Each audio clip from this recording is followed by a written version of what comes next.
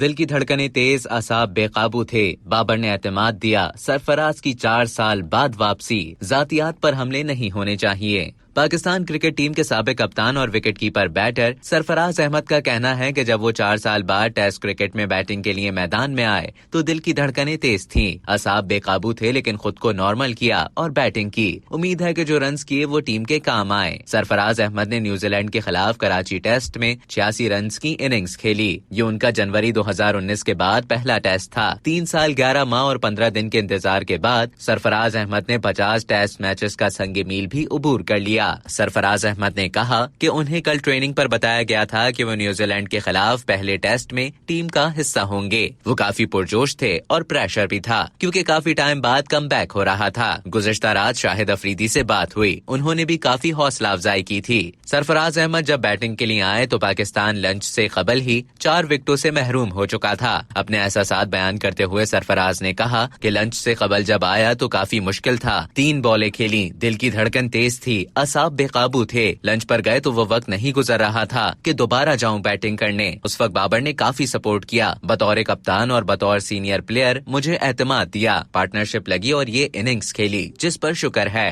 جب سرفراز احمد سے پوچھا گیا کہ انہوں نے 3 سال 11 ماہ ٹیسٹ ٹیم سے دوری کا وقت کیسے گزارا اور ایسے میں خود کے حوصلے کو کیسے بلند کیا، تو سابق کپتان نے کہا کہ جب وہ کپتان بھی تھے تو انہوں نے خود کو نارمل ہی رکھا تھا، کیونکہ انہیں اندازہ تھا کہ یہ چیزیں آنے جانے والی ہیں، کوئی بھی جگہ ہمیشہ نہیں رہتی۔ میری بھی ہمیشہ کوشش رہی کہ کرکٹ کھیلنی ہے، جو بھی کرکٹ ملے وہ کھیلنی ہے، یہ لکھا ہوا تو نہیں کہ ہمیشہ پاکستان کے لیے ہی کھیلنا ہے، بس یہی ہدف تھا کہ جو کرکٹ ملے کھیلوں۔ آج کم بیک کیا ہے۔ ایک سوال پر وکٹ کیپر بیٹر نے کہا کہ تنقید کارکردگی پر ہونی چاہیے، ذاتیات پر حملے نہیں ہونے چاہیے۔ اگر پلیئر پرفارم نہیں کر رہا تو اس پر تنقید جائز ہے، اگر کوئی پرفارم کر رہا ہے تو اس کو بیک کریں، اگر کوئی نہیں کر رہا تو اس کی جگہ دوسرے کو موقع ملنا چاہیے۔ خود کو یہی کہا کہ کرکٹ کھیلنی ہے، یہ سب چیزیں اللہ کی طرف سے ہی ہوتی ہیں۔ اب تک کے لیے اتنا ہی۔ مزید اسی طرح کی معلومات حاصل کرنے کے لیے ڈیلی جنگ کے YouTube چینل کو سبسکرائب کریں اور فیس بک کے پیج کو لائک کرنا نہ بھولیں۔